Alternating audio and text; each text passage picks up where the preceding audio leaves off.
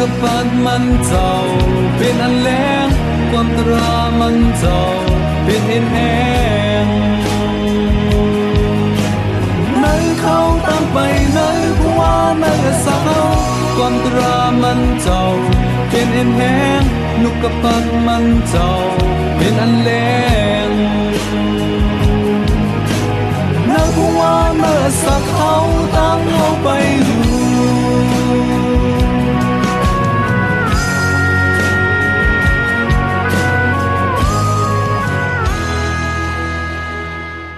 มาสงค่าพี่น้องผู้ชมยินเสียงใต้ตีนับยำกูเจ้ากูปาแก้มหลีกตางสายลมอีกบาดังขาวลงแรงเบิ้งไหลมาหบทบหบยาพี่น้องข้ากวาดแทงวันหนึ่งเขาในวันเหมือนในก็ย้อนหาตั้งหักเมตตาตั้งนิมเจอตั้งโจมเสือมนเปียวตีลูกตีเถาลาพลาเป็นเจ้าเขาขามาแต่อยู่ในหัวเสือเขาขากว่าหังเผาหังมันสิกรรมคันเนาะในวันเหมือนในเขาก็ตึกอยู่ในแก้มผู้เสียงตะลาคานหกค่ะนะผู้เสียงตะลาคานหกที่จับแสงกันดังกลมิวอิศิลาเขาเลยกองหลังแปดพระเป็นเจ้าพระเป็นเจ้าก็ปันผู้เสียงตะลาที่มีชื่อว่ากีดุนกิดิโอนในคันเนาะในแก้มผู้เสียงตะลาในเขากัดติเลยหันกลมิวอิศิลาเขาจอยหุ่นหางสร้างถูแต่ว่ากันนะ ลุยตั้งที่เขาเลยหันเนี่ยว่าผู้เจียงตละเตบอลาป่าลักอิงปึงอาโกพระเป็นเจ้าเสียก็เลยลืบเลยหอโกนที่มาขี่เน็กเด็กเตียงเขาออกกว่ามือเขาคุกจะไล่ไม่จากวัวแปดไหวมาเฮ็ดวัดกูก่อยพระเจ็ดพระหมานค่ะกูก็ไหวเสียผู้เจียงตละอีกบาดังก้นอย่าก้นหลงนะกาปานนั่นน่ะเลยเสียงกามกว่าอัลโหลพี่น้องก้นจุบหลังค่ะนะ เหมือนเรื่องว่าหมูจักพระเป็นเจ้ากว่าแปลอะไรพี่น้องครับเขากว่าหาบเอาขุนหางช้างทูตเจ้าพระดูขุนพีขุนทรงของโกนเมืองคานาอันที่มีชื่อว่าพระป่าล่านะครับนะเทียงเป็ดพระเสด็จพระมาเนี่ยก็ก่อเฮ็ดวัดกู้กวายขุนหางช้างทูตของโกนคานาอันหรือดังที่พระเป็นเจ้าได้มีเยิงอันใครเขาเป็นดังแรงเอาพระเจ็ดพระมานโตขอดแผ่วถึงคนที่อยู่หิมห้อมเขากำเดินสุดค่ะ เมื่อเขาเถียงเบียดพระเป็นเจ้าเนี่ยก็ตั้งงันขี่เน็กเด็กเตียงก็มาคำเดียวกันนะมึงบอกว่าเขาไม่ได้อยู่ภายใต้ตั้งอุปปึงของพระเป็นเจ้าแล้วครับมันจะว่าพระเป็นเจ้าแปดเขามันจะคณะอันนั้นเขาหลุดต้องไว้โกนมิวอิศิลาเขาเป็นก็ติเต็บตัดสินจะแปดพระเป็นเจ้าเมื่อเขาแปดพระเป็นเจ้าพระเป็นเจ้าก็ปล่อยเขาเมื่อพระเป็นเจ้าปล่อยแปดเขาโกนมีดานโกนอามาแลก ก้นสองซุ้มเลยครับพี่น้องค่ะมันเรื่องเป็นมุกซุ้มนั่นก็เขาห้องว่าตัดโจรในก็ไรกันเนาะก็บัวนักกาปานนั้นมันไปมีแลนดินว่านี่เป็นแลนดินเฮาหน้าแลนดินสูหน้าไหนไปมีแต่คันนะใครกว่าอยู่ที่แล้วก็กว่าอยู่เหมือนกาปานในคันนะเนาะก้นอามาแรกย่อก็ก้นมีด่านในคันนะเพราะว่าเขากว่ากุนแต่ได้โจรเบิ้เนี่ยจะว่าเขากว่าก้นใจหลายๆครับ อาล่ะเอาลูกเอาเมเอาสู้เอาวัวเอาสติกสารของตูเจ้าเก่าในกวาดจอมเฮาก็เพราะฉะนั้นน้ำนะครับว่าป้ากันเข้ามาดีในเมืองอิสราเอลค่ะนะมาเข้าห้องน้ำที่คนเมืองอิสราเอลผูกไว้อะเขาปล่อยสติกสารของเขาเขากวาดเตากินแล้วก็คนเมืองอิสราเอลฮัตตาฮัดแข่งกันค่ะนะป้ากันปลายเขากว่าอยู่ในธรรมอ่ะ พี่น้องครับเพราะอ่านในสมัยยามลิกเนี่ยเขาได้หันว่าโกนเมียวอิศิลายามปลายเขาก็อยู่ในทำแต่มีอยู่ในยามผู้เสียงตะลาในกันนะก็เปื่อสังขนาดนี้ก็บอกว่าโกนมีด่านตั้งโกนอามาแลกมือเขามาเนี่ยเขาเอาหมดครับมาเข้าห้องน้ำสัตติกสารโคเฮินโคเยของโกนเมียวอิศิลาเนี่ยเขามาหุบซิเมากว่าหมดค่ะนะ 唔ไว้คือทางไหนอะก็บอกว่าก้นมีวิธีละกูค่ะป้ากันเรียนไปเขากว่าอยู่ในหูทำพี่น้องค่ะลองในอ่ะมีความกลับถูกไว้ว่าศึกปืนมันซ้ำห้อยหน่อยกันนะซ้ำกว่าห้อยเก่าห้อยเหลียวกันเนาะลุยทั้งที่ลองตั้งในปอปอกเป็นมาเจเมื่อผู้เสียงแต่ละ ออสันเยล่าเอฮุดซัมกามาถึงเตโบลาปาลักเมื่อเร็วนั้นก็มาถึงกิเดียนพี่น้องเส้นใจด้วยเขาศึกปืนมันซ้ำหอยแต่ค่ะนะก็เบื่อสังกวนเขาเนี่ยเป้ลืมพระเป็นเจ้าง่ายบ่ตันได้เจ้าแต่ค่ะนะในสมัยยามดิกมีไว้ว่าอามีสังที่กวนลืมง่ายหรือเสียลืมพระเป็นเจ้าครับต่างเมียวเนี่ยมันลืมค่ะคู่ของเงินคำอยู่ที่เรามันลืมค่ะนะ ต่างหักเมตตาของพระเป็นเจ้าพุงดันคู่ของพระเป็นเจ้าตียามเฮ็ดนะสุดาสักของเขานั่นน่ะโกนลืมง่ายนะครับว่าก็เพราะจังไหนพระเป็นเจ้าจึงมีนำคำตราของมันเจ้าเนี่ยเขาค่ะอ่านปุณดาเขาค่ะที่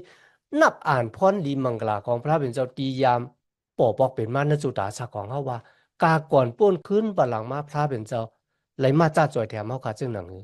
ปุณดาได้มีตั้งมันเจ้าเนื้ออนาคต ก็เป็นพระเป็นเจ้าบ้านนี่เป็นพระเป็นเจ้าที่อาศักเล็บอยู่มือว่ามือไหน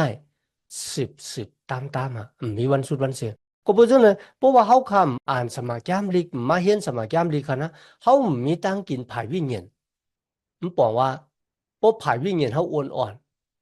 ตั้งศึกสัมจำเจอเขาตั้งพระเป็นเจ้าอ่อนอ่อนกำลืนสุดค่ะนะ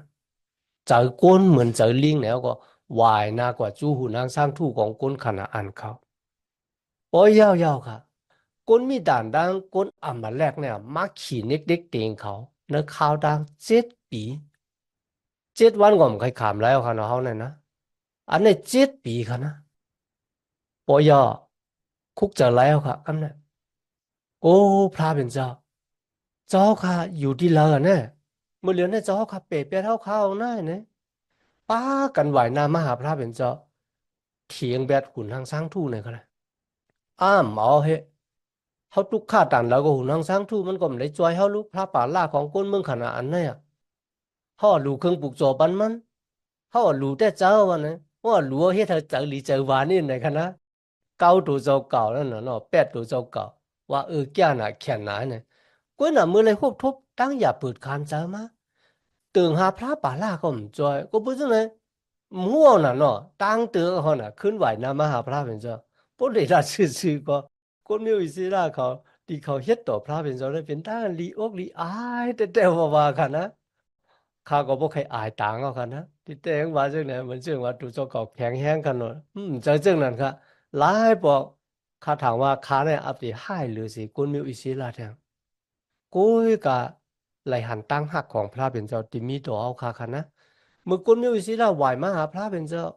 สุดต้องตึงหาพระเป็นเจ้าพระเป็นเจ้าก็หักปลอแพทย์ก้อนหนึ่งมาจูกุนมิวอิศิลาค่ะนะ ลาตีเขาตั้งหลายว่าเขาเป็นพระเป็นเจ้าของสูจะพระป่าลาเป็นพระเป็นเจ้าของสูจะพระป่าลาป้าสูออกเมืองอีกีป่นเสียตั้งนั้นเป็นขี้ข้าเจ้ามุนเหยาคุณหกคำผ่าล้อเนื้อข้าวดัง4 ปาก 30 ปีเล่งสู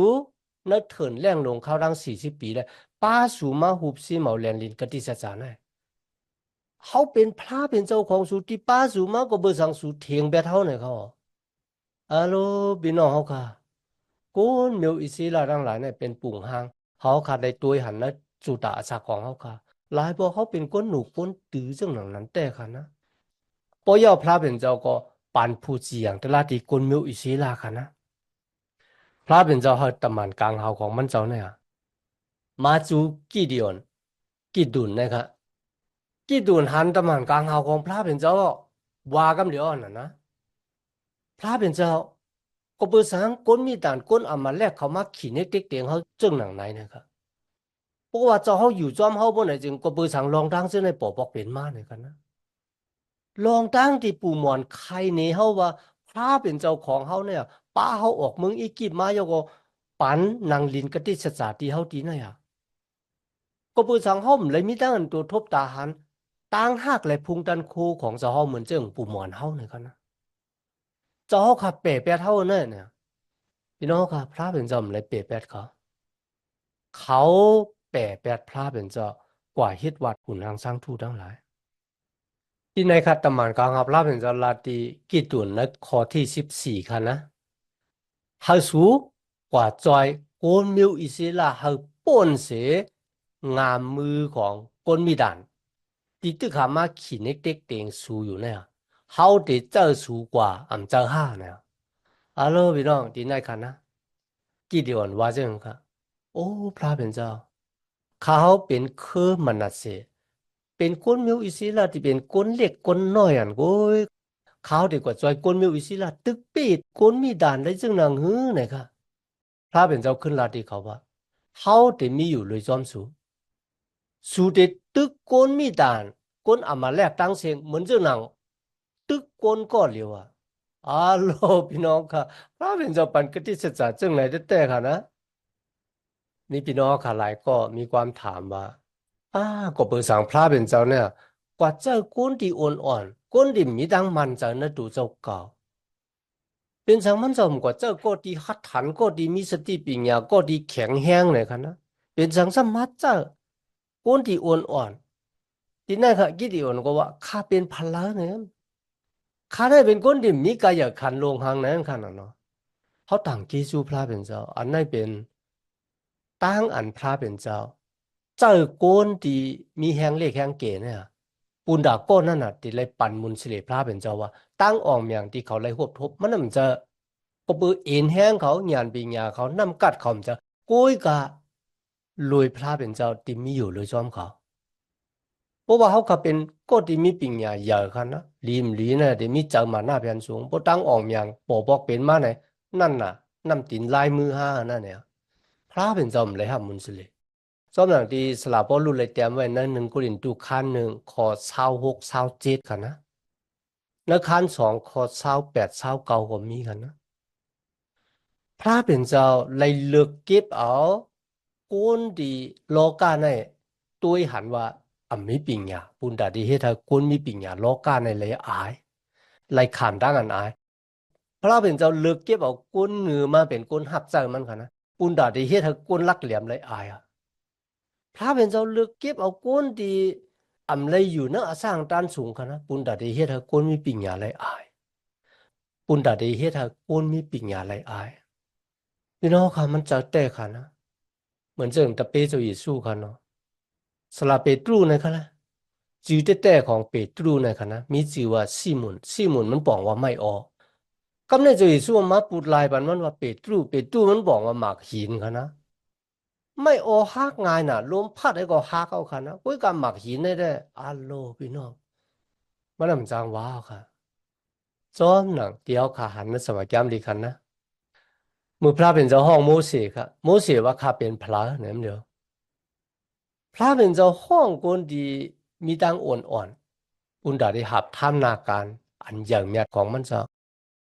กำเลยว่าตัวเอลียาค่ะนะเอลียาเนี่ยมันจะเป็นคนแข็งแห้งกันเนาะอาโลห้องไพ่ลูกเมืองกลางหาวุ่นลงมาเผาเครื่องปลูกโจก้อยก็เอากว่ามาความลาดของเมยิงก้อยค่ะนะเยซเบลล่าเนาะเยซเบลเมื่อไหร่เพราะว่าเอลียามีอาศักลิบอยู่บ่ไหนจังหักคาอะไรขามตั้งกันกินว่าในครั้ง กล้ามเลือนสุดมันก็เลยปลายกว่าแล้วก็แมบอยู่ในธรรมค่ะนะกูแต่กูว่ากันเนี่ยแค่มากูจะเต็มลงอ่ะก็เพราะฉะนั้นพระเป็นเจ้าคนที่มีทางอ่อนๆค่ะนะปุณดาสังขละบ่ไหนสินั่นน่ะพระเป็นเจ้าคนอ่อนๆก็ปุณดามุนสเลที่เป็นของพระเป็นเจ้ามันเจ้าของเขา แล้วก็ปุณดาโกนเดี๋ยวเลยฮู้ว่าพระเป็นเจ้าที่เขาเฮ็ดวัดกูกวายเนี่ยมันจะเป็นพระที่อยู่ในตั้งวนจากใครจะเฮาเลยเขาเฮ็ดวัดกูกวายมันจะกุ้ยก็เป็นพระเจ็ดพระมารเป็นพระที่อาศักเล็บอยู่เป็นพระที่มีตั้งหักเมตตามันเคิงมีวันชุดวันเสียงปุณดาโกนทั้งหลายที่เลยฮู้กุ้ยก็ลีเซหลายหนักอะนะตัวหนังโกนเสื้อจัดเจ้าคือที่พระเป็นเจ้าเนี่ยก็ยังลืมเขาลูกเขาขาดทั้งหลายที่ ยามเลยยินลองของพระเป็นเจ้ามือเลยยินว่าพระเป็นเจ้าเป็นผู้ผ่านสร้างเลยมันเป็นย่ามหรือปุ่มของเฮาเนี่ยก่อนกันนะเตี้ยวพี่น้องเขาค่ะลองพระเป็นเจ้ามันเป็นลองอย่างเนี้ยที่นี่เขาค่ะเลยหันว่ากี่เดือนเลยลาติตะมันกลางเฮากันนะก็เบอร์มันเจอค่ะลูกอ่าเป็นตะมันกลางเฮามาลัดตัวข้าได้ฮะเนี่ยเพราะเจ้าเขาได้บนไหนจึงเปิดที่ไหนนะข้าได้มือไม่แห้งเครื่องปลูกโจมาเยาก็ทาบเอาเครื่องปลูกโจของข้าตะมันกลางเฮาว่ามือลาในกันนะ มันก็มือแหมลูกเป้แล้วก็เอาพองเข้าจุ่งเฮ็ดเข้ามุนมาแล้วก็มีน้ำพักอยู่ในหม้อค่ะนะมือขึ้นไหวบอกมาขึ้นตะมานกลางหาวยังอยู่ที่เก่า ตะมันกลางเฮาลาดที่มันว่าเอาข้าวมูลอีกบาดังเนื้อแป้นั่นน่ะเอาชาลงเนื้อหมักหินโอ้ยเอาน้ำพักนั่นน่ะถอกลงกว่าเนื้อข้าวมูลเนื้อนั่นไหนครับเมื่อกี้เดียวเฮ็ดซ้อมกันนะตะมันกลางเฮาก็เอาค้อนเต้าเนี่ยเสกว่าที่นั่นมีไผก็ลูกไม้เผาเครื่องปลูกโจรนั่นครับเดี๋ยวตะมันกลางเฮาพระเป็นเจ้าก็หายกว่าเมื่อกี้เดียวเลยหันตะมันกลางเฮาเนี่ยอะโลคาเนี่ยหันพระเป็นเจ้าตึกหาซักรีบอยู่ฮะเนี่ยก็บัวว่าหันตะมันกลางเฮาเนี่ยตายค่ะนะคุยกับที่ไหนกับตะมันกลางเฮาปันแห้งมันคันนะว่าอย่าไปกูสุเดมตายเนี่ยค่ะที่ไหนค่ะเมื่อกี้เดียวได้หันร้องแนวครับมันก็เลยแตกเข่งปลูกโจที่ไหนเฮ็ดวัดกูกว่ากิเดียนเลยห้องที่ไหนว่ายาเวชาโลมไหนกันนะวายเสียนั่นค่ะนึกขิงกลางขึ้นหนึ่งค่ะตะมันกลางเอาพระเป็นเจ้าขึ้นมาจูที่มันยอกลาดว่าเฮาเมื่อกว่าย่าเข่งปลูกโจของพระป่าล่าในเวียงเฮือนปอมาเนี่ยค่ะนะอีกบาดังเสาหานที่ว่าเสาเมียดนั่นค่ะนะเขาได้โปกไว้หิมเข่งปลูกโจนั่นนะเขาเมื่อกว่าทุบเข่งปลูกโจนั่นเลี้ยวเฮ้ยก็เอาเสาอาเชล่านั่นน่ะเอามาเฮ็ดพื้น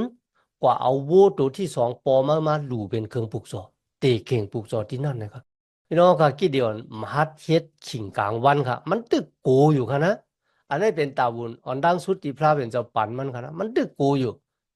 มหัดเฮ็ดค่ะกำลังสุดมันออกห้องกวนเจ้ามาให้แทงสิบก็ยก็กว่ายากเคียงปลูกโจของพระป่าล่ายก็เสามังกลาเสาอาเชล่านั่นน่ะเอาล่มลงยก็เอาเฮ็ดเป็นพื้น